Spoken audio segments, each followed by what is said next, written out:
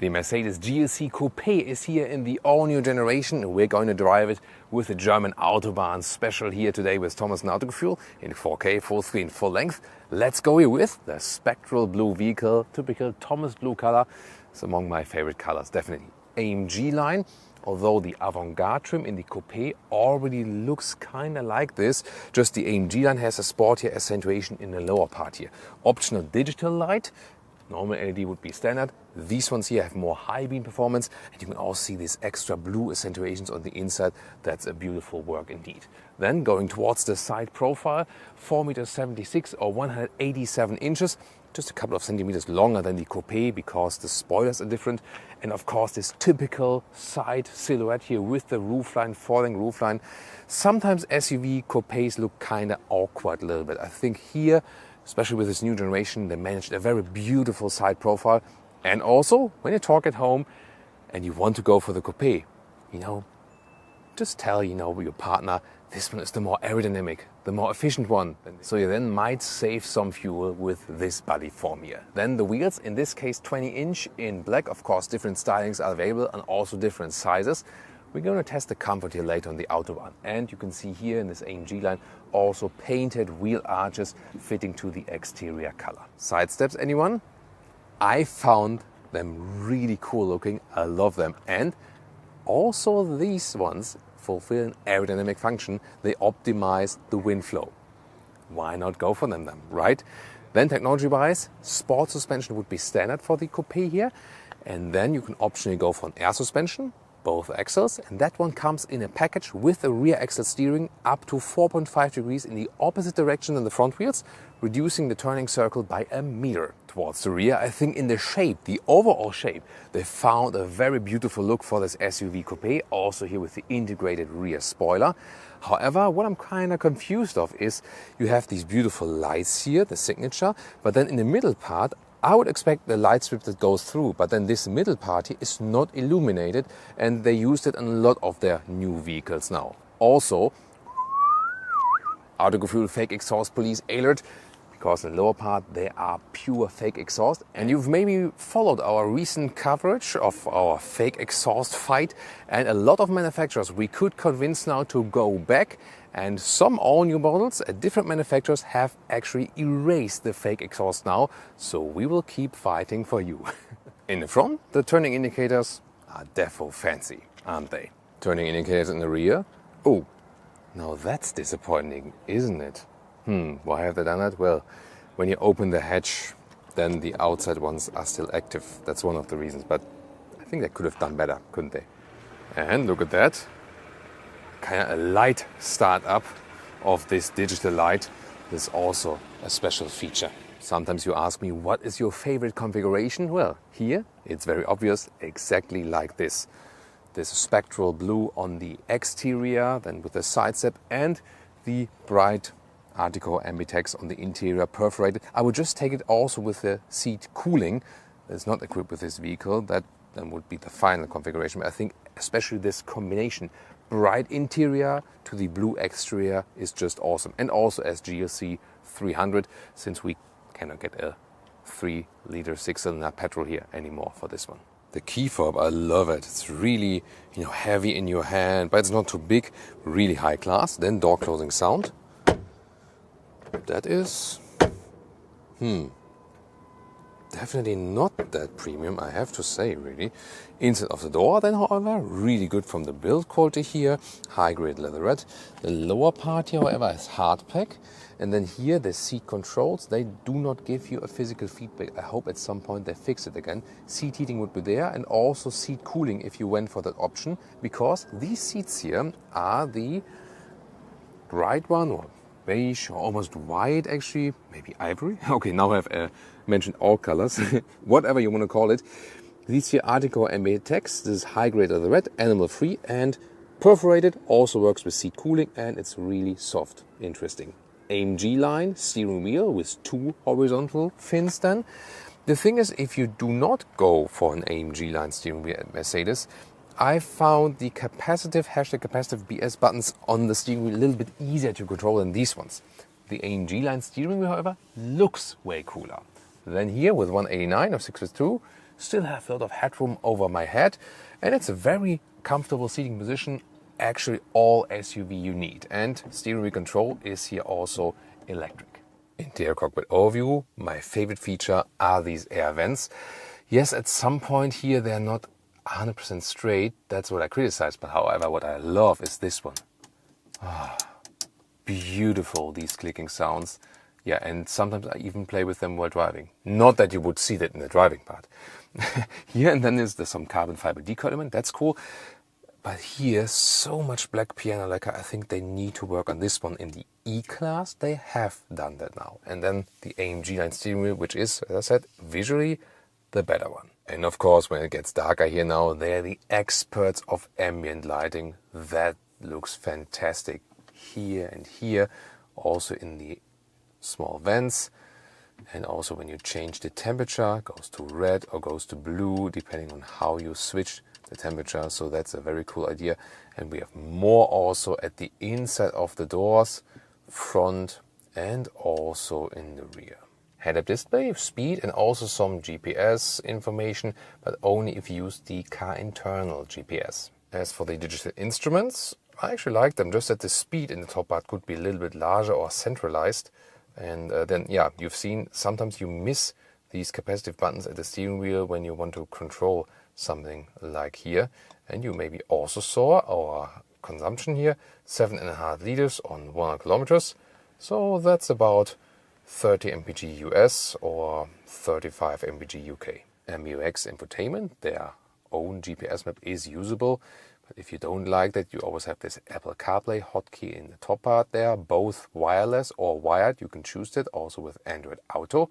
And to deactivate these new speed warnings, by the way, that are now EU law, there it is, when I turn on the engine, I can press in the top left part here. So when you exceed the speed, that you have a 3 beeping chime. Or you can also, same function like this, also hold the mute button at the steering wheel. That would be the alternative. And temperature control is always in the lower part, no physical control. But for a touchscreen solution, it is at least relatively straightforward, also here with the air vent strength. Middle console, slide this open. Cup holders, they do not hold heavy and high bottles tight enough, so they need to rework that. USB chargers, in the front is inductive charging pad. So overall, actually, a lot of space. And my favorite split opening for the armrest, hashtag ASMR. Okay, one more time. There we go. And talking about ASMR or car SMR. And of course, yeah, we often also do it in our YouTube Shorts channel. You should also subscribe to that. Rear doors, here also the leatherette top and the lower part, really soft, that's good. And then the space here, we do have a significant middle tunnel. But the good thing is here, for my knees, this recess works very well, so I can sit here as a tall adult. And things also with the Coupé, does it work headroom-wise? Yeah, of course, in the GLC SUV you have a little bit more headroom, but here it still works. So you can go for it without much compromise. Following on this one, by the way, here like a smartphone holder, but I'm not sure who would use that. And then cup holders, and they're actually quite fancy. And I want to show you this once again. Look at the front seats, and when I then release them from the rear, because at this moment they would be a little bit too far in the front. Now when I go around and press this one, look at that. They go forward automatically, that we have this folding mechanism fully, and then they can also be moved back because the head restraints that are then a little bit lower than this recess. And then also when I push them back again, you can see here, they automatically go back again. This is a very clever mechanism. The trunk or the boot is at 545 liters, 55 liters less than with the GLC SUV.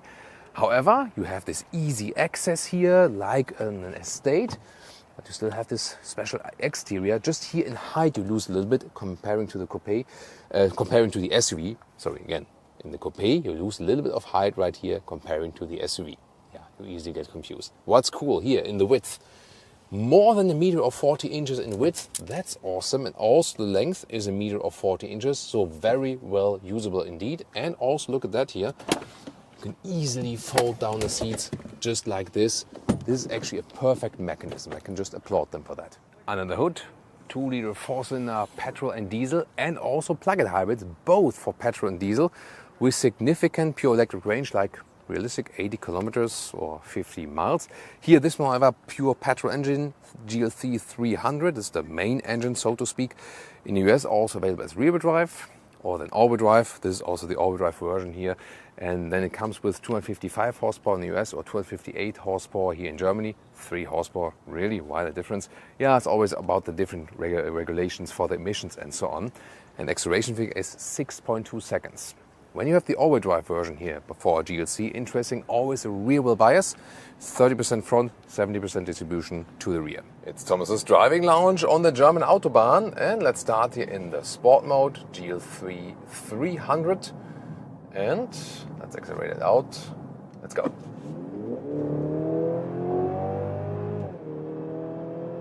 100, 120. So that was like 50 to 120. Pretty quick enough, definitely. Acceleration figure 0 to 100 or 62 miles an hour is just around 6 seconds, 6.2 seconds. So I think this is also the sweet spot engine, so to speak. Yes, still a 2-liter 4-cylinder, but they don't offer the 6-cylinder petrol engine for this one here anymore. So this one here will be worldwide also the most important engine. You don't have this 6-cylinder growling, but power-wise, definitely this is enough. Here it's also equipped with the air suspension in this case, together with the rear axle steering. When we're driving faster here now, then you don't feel the rear axle steering because it's steering the rear axle in the parallel direction at lower speeds. It is a difference actually. I'm soon going to talk about that, or when we drive a little bit slower. First of all, here driving faster, noise insulation, you also get a extra noise insulation package, either with a high trim or as an extra. And here, it's really very good. So it is a high-build SUV, and yes, if you compare a sedan then with the same technology, it will be less noisy. So you just stand more against the wind. But considering it's here this mid-size SUV or compact SUV for the US taste, I think it's very good noise insulation, as we know from Mercedes in general. And also in the sport mode, this air suspension here gets a little bit stiffer, so gives me more control over the vehicle. This is the good thing here about the air suspension, it's just adaptive. But still here in the sport mode and 20-inch wheels, it still remains comfortable. You do feel a notable difference here when I switch back to the comfort mode. Good thing also that I don't have to press here and then again in the screen. I can really use the buttons here that it switches through the modes, so that's not that. Here, look at that. I can control it and still look ahead what's going on. If I would need to activate it first and then click something on the screen, like we know, quite often nowadays on the car market, it would be even more distracting. Here in the comfort mode, the air suspension gets a little bit softer. If you want the softest ride, you would go for smaller wheels. Here with the 20-inch wheels, you feel that you carry large wheels. That adds some sportiness, but takes away a little bit of the comfort. If you ask me about the difference, GLC Coupe versus GLC SUV, it's indeed more about the suspension choice and the wheel choice.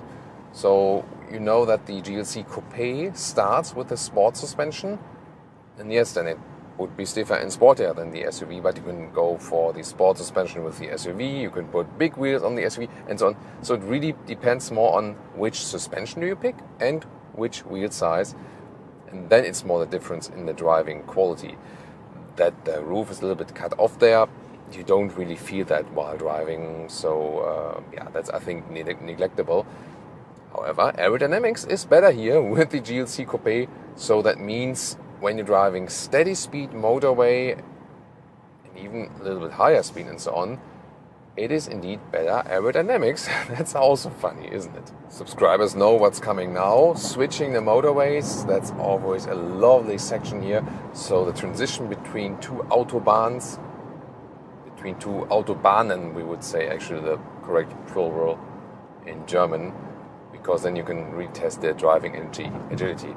Here the road is a little bit uneven, and there I feel more difference, by the way, when I go to comfort suspension here now. That's definitely better. Here still, because of the 20-inch wheels, we do get some bumps inside. And now I go back to the sport mode again. And then we can... What the hell? What is this? It's like standing still on a motorway transition. I don't know what this is supposed to mean. And here now we can switch the lanes. Okay, this guy also doesn't know. Right or left now? It's not Sunday. It's Saturday at the filming of this driving party, but sometimes strange things are going on the road. Now here, really nice in the corner. Look at that. It's an SUV, but still feels very agile, especially here in that sporty mode. Nice. Now we accelerate out again. We will bias from the all-wheel drive, pin it down. Sound emulation a little bit. That's actually really smooth. Also how we enter out the corner. Blind spot monitor, also with acoustic warning when I hit down the turning indicator. Oh, with these wheels here, it gets kind of rough. Now there's like another bump, like another...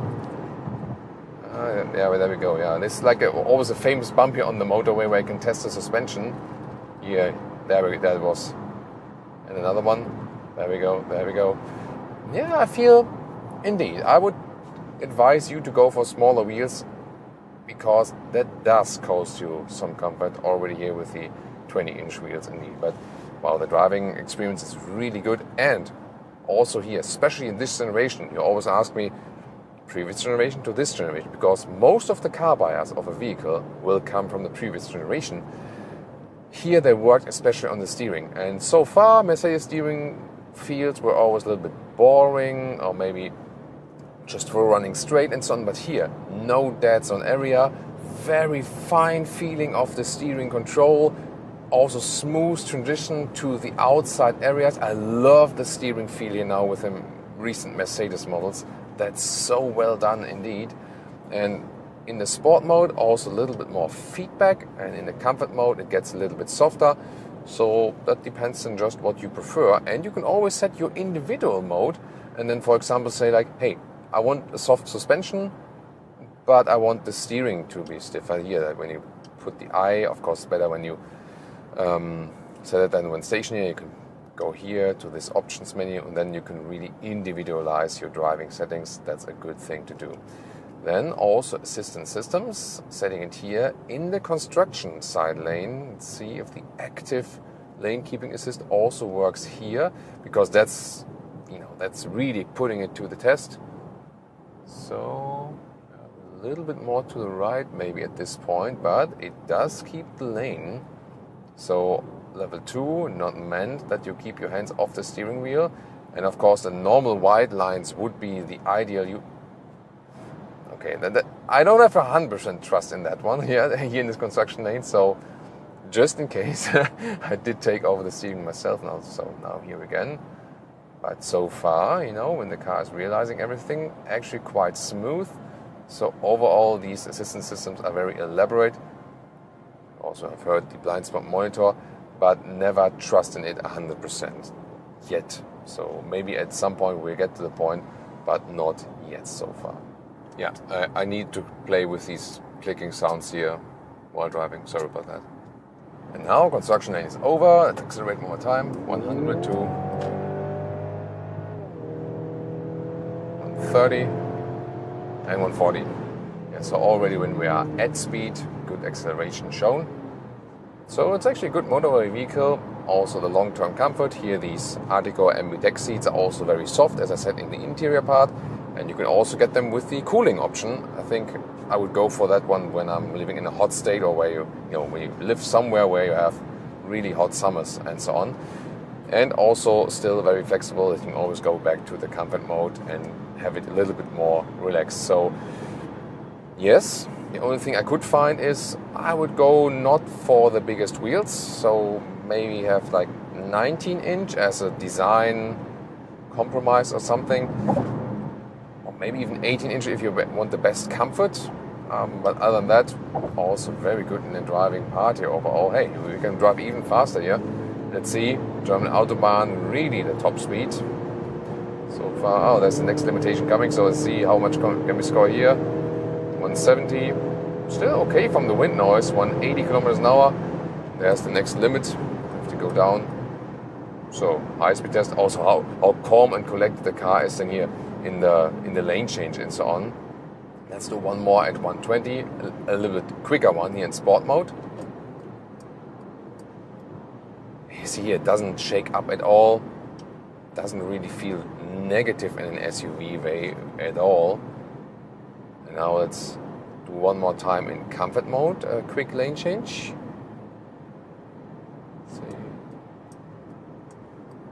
I've seen that, it shakes up a little more, it was a little bit softer, but still you have a good controlled feeling over the vehicle. That's always the case here with the GLC. And if you're interested in a competitor, of course the BMW X4 or also the Audi Q5 Sportback.